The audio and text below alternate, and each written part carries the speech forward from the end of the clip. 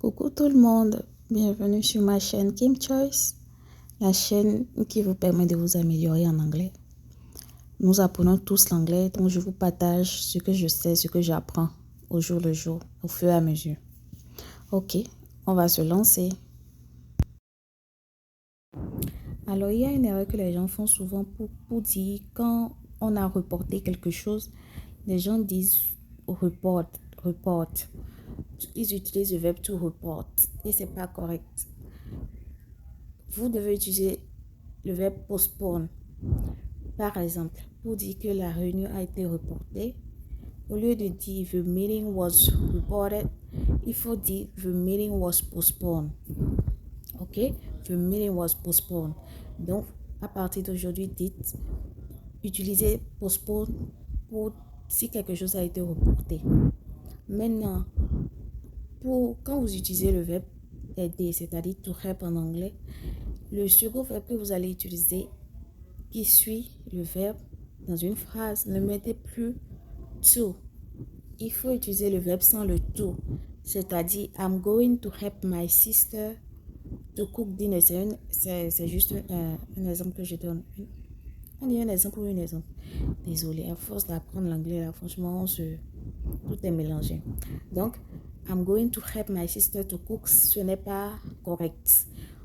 Il faut dire I'm going to help my sister cook dinner. Ne mettez plus le to. Il faut dire I'm going to help my sister cook dinner. Ensuite, en français, on dit les réseaux sociaux. En anglais, on dit social media. On ne dit pas the social media, non.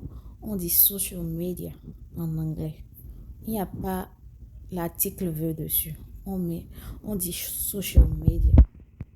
Alors, pour dire que je suis arrivée à le convaincre en anglais, les gens traduisent ça comme ça pour dire I arrived to convince him. Et ce n'est pas correct. Et on ne dit pas I arrived to convince him. Au lieu de dire ça, vous allez dire I managed to convince him ou bien I was able to convince him.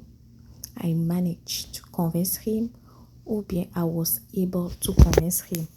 Ne dites plus I arrived to convince him. Maintenant, les gens font aussi cette erreur pour dire genre que la réunion a été annulée. La réunion a été annulée. Il y a d'autres personnes qui utilisent le verbe delete, to delete, et c'est pas correct. C'est-à-dire, comme exemple, est-ce que tu peux annuler la réunion? En anglais, il y a d'autres personnes qui disent can you delete the meeting? Et c'est pas correct. Il faut dire can you cancel the meeting? Can you cancel the meeting? Là, on utilise cancel, to cancel. Can you cancel the meeting?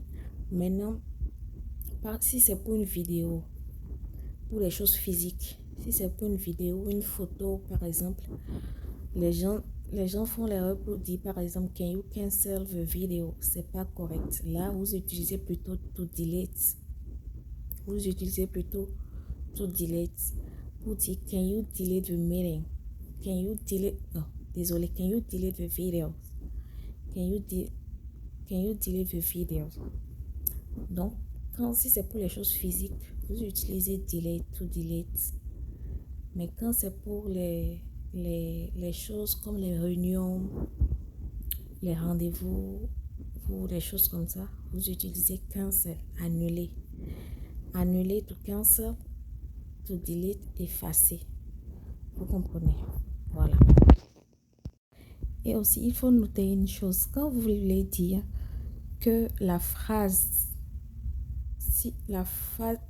suivante veut dire, c'est-à-dire quand vous voulez dire la définition de quelque chose, ce que la chose signifie, bien ce qu'une phrase signifie, n'utilisez plus genre the signification of a sentence. Non, on ne dit pas the signification. Quand vous voulez dire, donner la définition de quelque chose, la signification d'une phrase ou bien de quelque chose, vous dites the meaning of a sentence is, ça c'est juste l'exemple que je vous donne. The meaning, vous utilisez the meaning, n'utilisez pas the signification ou en tout cas, je sais que vous allez comprendre. The meaning, pour donner la définition, la traduction de quelque chose. Ok. Pour plus de vidéos, abonnez-vous, activez la cloche de notification, likez, partagez.